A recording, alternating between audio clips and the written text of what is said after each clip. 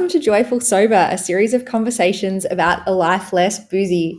I'm Alison Lassick, and today I'm chatting with artist Dr. Veronica Kent. But first, I'd like to acknowledge the traditional owners of the lands where we're recording this conversation today, the Boonwurrung and Wiradjuri people of the Kulin Nation and the Juro people of tropical North Queensland. I'd like to pay my deepest respects to elders past, present and emerging, and any Aboriginal or Torres Strait Islanders tuning into our chat. So welcome, Veronica. Veronica is an incredible artist whose practice spans painting, photography, ceramics, collage and installation. It includes imaginary characters in moments of wonder and intimacy, which is such a beautiful thing. And she's also one half of the Telepathy Project, a duo who take telepathy and alternate forms of communication as a starting point for their shared artistic explorations and collaborative projects. And Veronica, you are my sober icon. Oh, really? Yeah, you've been sober for 5 years now, haven't you? Yeah, Right? Five and a half. Oh wow, amazing! And what inspired you to make the change? Ooh. I was 45 years old with 2 kids and a PhD, and I was still drinking like an 18-year-old. I think the sort of precarious nature of being an artist and a casual academic, there's not a lot of job security, and often you're paid in booze at an opening, a gallery opening, or there's drinks behind the scene. I used to be a band manager before that. There was always a rider. It was kind of the currency of our socializing. It was the currency of our badly paid work that we were paid off in booze. And I really enjoyed it for a really long time until I just sort of had a bit of a late life wake-up call. Yeah. Yeah, amazing. And it looks like from all of your socials and everything that you're really enjoying life now. I mean, did you quit before you moved to Bruny Island in Tas? Did you quit in Melbourne? Yeah, I did. I quit for the first time. There used to be a thing called Hello Sunday Morning, which was, I don't think it still exists like that, but it sort of challenged you to go 3 months sober. And I did that about 7 years ago, and it was really hard work. I hated it. I did it because I realized I drank way too much and was very habitual about it. And I sort of white knuckled through that one. And then the day the 3 months was over, I just, was straight back on it. And then about a year later, I had slipped back to drinking exactly like I used to in the past, and knew that there was this other option, that I could not drink. I'd struggled through it, and I actually realized I could not drink. And so I chose not to forever. Yeah, amazing. Yeah. That's pretty incredible. And like along that journey, was there times when you ever thought about going back again, or did you kind of just settle into it at some point? I'm sort of curious about, how long it sort of took before it started feeling like the new normal and part of your life. Like I said, that first time it didn't feel normal. It was a daily struggle not to drink, especially around that kind of witching hour in the afternoons. I'd have to take myself on lots of really long walks and just really sort of calmly learn just to sit with it, to realize, it would pass, that craving, that it wasn't the end of the world. I just had to sit and feel uncomfortable for a couple of hours. And then the joy of hopping into a clean bed, sober and reading, and the endless joy of waking up without a hangover is just such, literally a joy. To not have that, I've called the cocktail hour of the soul, that 4 a.m. wake up where you think, oh shit, I shouldn't have had all those drinks. I won't do that today. And then you wake up and by 4 o'clock you do it all again. Yep. Yeah. Getting rid of all that. When I knew that was waiting for me the second time round, I just slipped into it, and I thought as sort of what I was gaining instead of what I was giving up. Yeah, I love it. Your dogs are so cute back there. They're adding to a very relaxed vibe. My mum's. That's why I'm here. I'm dog sitting. Oh, nice. Yep. Yeah. How long are you spending up there? 7 weeks. Beautiful. Yeah. It looks like an incredible place to spend time in nature, reading and relaxing. What a nice place to be sober. Yeah, I've always gone away. Being a casual academic, I always had that big June, July, August kind of gap. And I'd always try and do a residency then or head overseas or, yeah, just that was kind of always my time. I'd always try and go away for at least 6 weeks. So with COVID, I took the opportunity to come and house sit my mum's dogs while she went away. So, Beautiful. yeah. That's so nice. Yeah. Yeah, we're deep in lockdown here in Melbourne, but Sorry. getting out, no, that's okay. Getting outside for walks and all of those kind of things is definitely still super essential and makes it, yeah, I mean, it just becomes even more crucial when not drinking. Absolutely. And Yeah, there's no way I would have done this if I'd been drinking. Well, I would have done it very differently. I mean, the dogs wake up at 5 a.m. and often I'm up before them and I'm kind of like going, come on, guys, let's go to the beach. The sun's almost up. Whereas 6 years ago, no way. I would have just the kit cabinet dry and slept until 10 o'clock every day. Yeah. yeah. Very different holiday.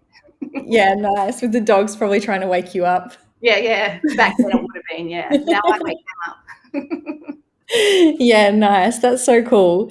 And what about home on Bruny Island? Can you tell us about an average day in your life down there? Yeah, I live there with my partner who's a musician, and we've got about 150 acres of big property, and it's got a couple of really great sheds that we've turned into our studios. So Scotty gets up much earlier than I do, and he's usually in his studio by about 5. And when I don't have these little dogs, I usually sleep until about 7, and then I kind of have the morning to myself in the house. I usually write in the morning for about half an hour. It's kind of like a practice I sort of started when I was getting sober, that sort of idea of doing your morning pages, which I find really valuable still. And then I've got a ceramic studio in my big shed, so I'll go and work in there depending on, the flow of ceramics is very, there's lots of different stages. So depending on if I'm, throwing or, firing or turning, the day is different. I've also got a big veggie garden because we don't have shops really on the island. So I do a lot of gardening. And I also really love swimming and cold water swimming, which I've just discovered. I mean, I've always loved heat. I really like the tropics. Lived in Byron for years. As a kid, we lived in Malaysia when I was little. I really thrive in the heat, but I'm learning to love the cold as well. Yeah. Nice. It's so reinvigorating, isn't it? Getting that cold rush in the mornings. It's such a buzz. Like it literally buzzes me for a good couple of hours afterwards. And my partner and I both go, that was amazing. Every time we do it, we go, that was the best thing we've done all day. That was incredible. And like each time it's a surprise, that shock, that's such a physical kick. Yeah. I was actually reading about that. I think you get the serotonin pumping around your body from the cold water, which it really feels like it, doesn't it? Totally. Yeah, no, I absolutely love it. It's addictive. Yeah, amazing. And it will be pretty cold water there as well, right? Really cold. Yeah. Yeah. Cold air. Is it just you who does it? Your husband and the kids as well? No. When they come to visit, they do. Okay. They're grown up. My kids are 26 and 21. Yeah, nice. Yeah. What an amazing routine. And then in the evenings, do you feel like you need to unwind after a day like that? All the things that you were describing, like getting into your ceramic studio and all those things are so meditative almost and relaxing throughout the day. Yeah. That need for that knockoff drink has just been obliterated. I mean, I live the most charmed life. I just can't not acknowledge how extraordinarily privileged I am to do exactly what I want with my time. And I do think a lot of the drinking in the past was just switching off at night. Like when I was writing my PhD, it was a real drawing a line in the sand, like I can no longer write and think. Now I'm drinking. Or I've had lots of sort of high pressure job. Like I used to cook a lot in kitchens when I was young, and there was that such physically hard work and stressful work. And then of course the knockoff drinks would come around. And so, I definitely used to use it to knock off and shut down all the time. And also just being a mum at home, the evenings can be long and lonely. And so opening a bottle of wine while you cook dinner can feel like a sort of a little celebration when clearly it's not a healthy way to celebrate. All those things we're reacting to genuine stresses in my life or challenges or and I guess now I don't have any of those things. Yeah. I did. Back in Melbourne, I still, had the kids at home and was teaching and very busy when I stopped for 2 years.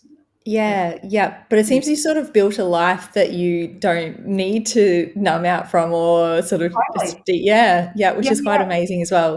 It also brought a lot of clarity, stopping that numbing and realizing that once you stop running around to all the openings in the art world and doing all that drinking and socializing, just all these things that felt really necessary at a time just sort of fell away, and I was really ready just to go and sit alone on an island and be creative in every part of my life, but not necessarily just in this sort of outward facing social contemporary art world way. Yeah, that completely makes sense. And once you sort of stopped worrying about doing all of those busy things, and was there anything that sort of surprised you? Did anything come to fill the space that you didn't expect?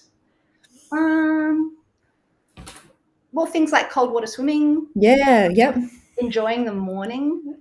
Seriously, I've only ever seen the morning if I've been out drinking all night in the past, which was many times. Yep. Coming home at sunlight, at daybreak. So that's a joy, just waking up and actually watching sunrises. And I also got a dog when I got sober, not these dogs, bigger dog, who I just absolutely adore and who I spend heaps of time rambling with. There's a lot of, just a lot more physical stuff, a lot of camping, which I never Yeah. used to do. Actually, Sean and I, who I do the Telepathy Project with, we went camping for a project where we got paintings from the Art Bank collection, which had been painted in rural Victoria, and we went back and found the exact spots where they'd been painted and had camping sleepovers in those spaces, and then repainted the landscape paintings with our dreams kind of inhabiting them. So that was the first time I'd been camping since I was a kid, and that was when I was just beginning to get sober, and I just really loved it. And again, it's something I would never do if I'd been drinking, but because who wants to wake up in a tent drunk? Horrible. Hungover and sun streaming in. The worst. But now I really love it. Yeah. Things. And Yeah, and what an inspiring project. Do you feel like it's changed your practice in any way or the way you think about art? More and more important is the knowing that living a creative life is everyone's right, and it's a privilege and a joy and something to be pursued, and that it's not just contained to a particular art world or space. Yeah. I mean, building my house by hand, gardening, just thinking, just looking, just writing, all those things. Yeah, so it's become a much more expansive and more holistic. generous Yeah.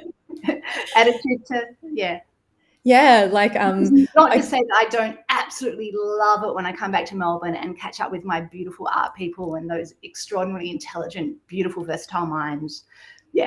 Yeah, but what you're saying is a much more holistic approach, I suppose, to that creative life where it goes right through everything you do, from, the plates that you eat your dinner off that you've made, and you can see it sort of permeating all areas of your existence. Exactly. Yeah, beautiful. That's amazing. And do you feel like it's had any impact on your relationships at home with your partner, with your kids, or over the last 5 years or so? I think my partner at the time, like we've been together for almost 30 years, and we were definitely each other's we've had lots and lots of very drunken, drug-fueled adventures over the years, which has been a great part of our relationship. But luckily, he was really happy to come pretty much on the journey. I mean, he drinks occasionally now, but nowhere near as much as he used to. So that was really lucky to have him. Yeah. And it also makes you realize how much you influence people. Like, if I wasn't opening that bottle of wine every night, he wasn't going to buy a bottle of wine.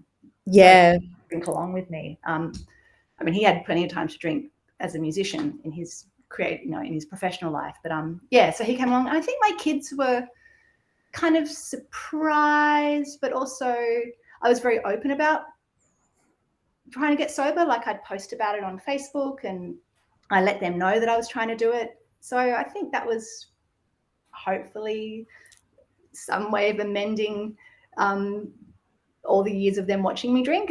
I'm sure you can stop it. They've seen that full journey of, I guess, knocking off in a different way and all those positive changes as well. Yeah. And being so open about it on social media, do you feel like, I mean, I know I've reached out to have a chat about it, but have you had other people along the way who want to discuss their own relationship with alcohol with you? Oh, or yeah. 100%. And I guess I was doing it so 6 years ago when I first did it, like I was on Hello Sunday Morning, which was kind of a blog. So I'd chat with lots of other people, but that was private. We had pseudonyms. And then about sort of 6 months into it, when I really knew that it was for me, I started posting, just like once every couple of weeks. Maybe I do like a monthly update on Facebook. And because that's actually where I'd first heard about HSM. A distant Facebook friend had said that she was doing it, and that's how I Googled it. So I thought, I had that influence on me. Maybe I should pass that on. And I had huge amounts of people in the private comments. So many. You wouldn't believe it. Yeah. Yeah. So many.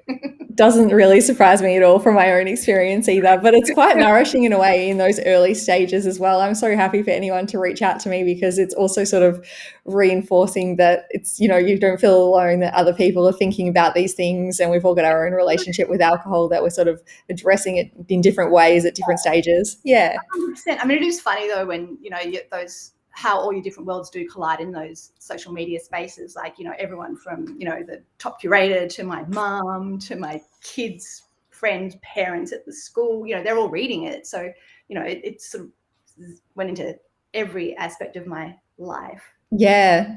But it's good. It sort of kept me accountable. Yeah, and it doesn't necessarily have any negative consequences. Like I was sort of wondering when I posted something, there's like a bit of shame when you first starting to share that journey. Like you were saying with Hello Sunday Morning, you're using pseudonyms and stuff like that. But then to go from that to sharing about it publicly is a bit of a journey, I suppose, just to get comfortable that there probably actually isn't anything negative that's going to come back from this. Well, the only is if we keep hiding it. And I know that AA is extraordinarily important to so many people, but the anonymous part of it, it makes it seem shameful. And alcohol is everywhere and it's addictive. Yeah. Yep. And we're almost making the problem with the person versus with, the substance and the culture around us. And then that problem only emerges when you try and stop, not when you're just participating. Oh, absolutely. Absolutely. And like if you're giving up smoking, all you get is like, a celebration. Oh, good on you, you've stopped smoking. But when you give up drinking, it's such a different reaction from so many people. Yeah, it's true. I guess also with smoking, I mean, I suppose there's definitely some social culture around smoking and if you go together outside or whatever it might be, especially now that it's not an indoor thing. But with drinking, it almost feels like you, in those social situations, you might not be on the same level as people anymore. There's sort of that feeling that even if I'm comfortable with this, that I might not be able to fit in actually in some of those places. And lots of the places you can't. And that's kind of okay too. Yeah. Yeah, it took me a while to let that go because I have made some amazing nighttime friends, those outrageous, you can spin a web of intimacy very quickly around a bottle. Yeah. It's extraordinary how it brings people together. And I did miss that sort of instant camaraderie and the adventures, the drunken, stumbling adventures that would happen from there. And but yeah, they're just not for me anymore. I've had my time. It's fun. And there's that really funny cliched saying that when you drink, you borrow happiness from tomorrow. And I do think that's true. I'm much happier to have my days now. Yeah. And for me as well, I think that intimacy, what I've been finding is it's almost, you build that intimacy quickly around a bottle, but it goes quickly as well, particularly if it's not people you know very well. It's not really that enduring. Whereas when you're building that intimacy from scratch with people that you've sort of mindfully selected without booze, it is quite different. Yeah. Absolutely. Yeah. It's good to know we can keep learning at all these different stages of our life too. Yeah, exactly right. It's so true. And it's interesting to find, I guess, in the community or of people that we're all kind of going through these questioning different stages as well. Like I've even come across people in their 20s who are already sort of asking these, some of these questions. And but then it can be at any point, and we're all kind of on our own journey with it. Yeah, totally. Yeah. Yeah. And can you tell us a little bit about what you're exploring in your art practice at the moment? It's an interesting time of revisiting things. So when I first started making again when I was about 30, I actually, as a teenager, I'd done a huge amount of theatre work and always making sets for youth theatre. And then I started architecture, but I never finished that degree and sort of slipped off into my into the music world and ran off with my husband for adventures for many years. But when that kind of urge to make came back, I actually went and did started just a TAFE pottery course up in Lismore, which is up from Byron. And pretty quickly, I just loved it so much. But I just started making things and projecting things on them in the TAFE, and they were like, "Well, what are you doing?" And then one of the lovely teachers suggested I enter something in the Blake Prize. So within 4 months of starting making, I had this beautiful big work in the Blake Prize down at the Powerhouse in Sydney, and I was just like, this is great. I love this so much. And then, but I quickly slipped off, followed that wonderful contemporary art world, came down to VCA, and then basically never left VCA because I just had found my home and a beautiful space where I could play with all of the ways I had of filtering the world. But now on Bruny, I've decided to go right back to that pottery and just think about what actually drew me to that, making that in the first place 20 years ago. So I'm literally just sitting quietly making cups and just thinking about what a vessel is, and beautiful. Very, very quiet. Yeah, it's nice. And also visiting Telepathy Project work. So it's really nice. We sort of get these calls out of the blue from galleries who want to show existing works, which is really lovely to sort of revisit them, because that's a project that I just absolutely love so much and value that relationship so much. So there's one opening next month at Cats down in Hobart of an old project of Sean and mine's 20 Days of Dream Telepathy. Another one showing in Berlin later in the year, another old work. So it's kind of lovely revisiting them and writing about them again and talking about them again. Yeah, nice. Oh, that's so great. And having that connection with Sean again as well when you are probably living apart will be really nice. Yeah. Oh, awesome. That sounds amazing. And I can imagine as well, you're making your work, like your cups that you talk about, on the wheel. Is that right? Yeah. Yeah. I mean, hand building is much easier. But again, I'm trying to revisit those things that I just sort of dropped as I went into the art world, and just want to really see what happens if I kind of bring that 20 years of art thinking to making this vessel, which I first had this desire to make 20 years ago, and see what happens. Yeah, beautiful. Taking it slow. It's so nice. Yeah. There's no rush. No rush. Yeah, it's really beautiful. And I was just wondering as well, like if you have any recommendations or things that you would suggest to someone who might be in the early stages of sobriety. Like we've talked a lot about all kinds of different tools, but if there's anything that we haven't covered off that you would think would be really important to keep in mind or investigate. Well, the first thing is just you're not going to die from that craving. So just sit in it and it's okay. Just breathe and go for a walk and it's okay. It'll pass in a couple of hours or a couple of minutes. The next one is to do it positively. So if you go to a gallery opening or a party and someone says, what do you want to drink? Go, I'd love a mineral water. Thank you. Don't go, oh, I'm not drinking. I guess I'll have I make it positive. So I'd actually really love a mineral water. That'd be delicious. Thank you. So make it kind of positive. Yep.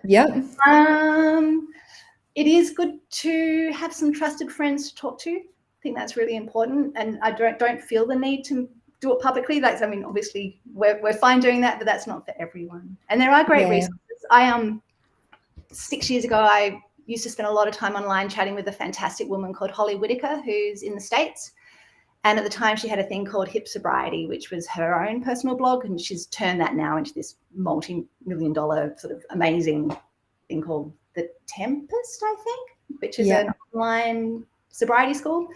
But back then she was just, there was only a few of us sort of chatting, and like we all went and got tattoos that say TT for teetotal. Ah, it looks like it's a Scrabble piece. Yeah. Oh no, Yeah. no, it's from the periodic table. Oh yeah, yeah. So as if being a teetotal is kind of this alchemical thing. Yeah, chemical makeup. Yeah, so just talking with her and having that kind of, even though she was in San Francisco, it was really nice to have someone else in a really positive way, and kind of also thinking about it almost as a kind of a feminist or anti-establishment sort of action that we're taking, is saying no. It's really empowering. Yeah. Yeah. I've So read that her book Quit Like a Woman, which is amazing. It was I haven't actually read that because I kind of feel like I'm 5-6 years, I don't sort of need to read those books anymore, but they are so good. yeah, and you might already know all the content from, I probably many do. years of talking to her. Yeah. Yeah, but it's really well researched and written, and I love that sort of perspective of, I guess, thinking about it in all the ways that the alcohol industry and culture have really pushed this onto us, and it's an action of power to do something different in a culture that where drinking booze is the normal.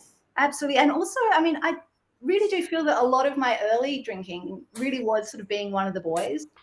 I used to love that kind of camaraderie of the pub, and for years I was a tour manager of an orchestra and a band, so I've spent an awful lot of hours in band rooms with men drinking, and that kind of really was, and I could drink all night. Like I don't say I was good at drinking, but yeah, Yeah, I think you can say that. like who stayed up all night and matched like was scored and drink for drink when he came to town. Yeah. So there was that kind of, being one of the boys kind of thing, and I'm really glad to leave that behind. And Yeah, me. just be you. Yeah, that's amazing. Yeah. Yeah, it's so different, I suppose, having all of that stripped away and just being you. I think that's one of the things I've been finding as well. Like I sort of, figuring out what it's like to dance when you haven't had drinks and just showing up as you, awkward and Yeah. weird and normal. Yeah. Not normal in your sobriety. It's quite cool, quite a nice journey to go through. Awesome. And also just being happy to leave when you get bored, because when people start repeating themselves, and it's just like, oh, okay. Yeah. You do notice that now. I didn't before. And now I notice time going at its normal pace as well, where in the past, after a few drinks, the night just flies by. Yeah. And so I think leaving early, it kind of makes sense because time's not just disappearing from you the way your inhibitions are just dropping away. 100%. And you can go home and actually do some other things, like read or do a bit of writing or whatever. Yeah. And drive. Like the amount of times I would plan not to drive because I knew I'd want to drink, which was just crazy, to then be out hailing a cab at 2 a.m. Just the yeah. I'm glad I don't do that anymore. Yeah, just to have life a bit more orderly and in a way that you want. Yeah. It's good. Yeah. I love it. It's so great. Yeah. Well, thank you so much, Veronica. I loved having this chat to you. It's so And incredible to hear all your insights from like many years down the road, I guess. And it's normal, and it does just become just normal. I just don't think about it at all anymore. yeah. Incredible. So good to hear. Which is great.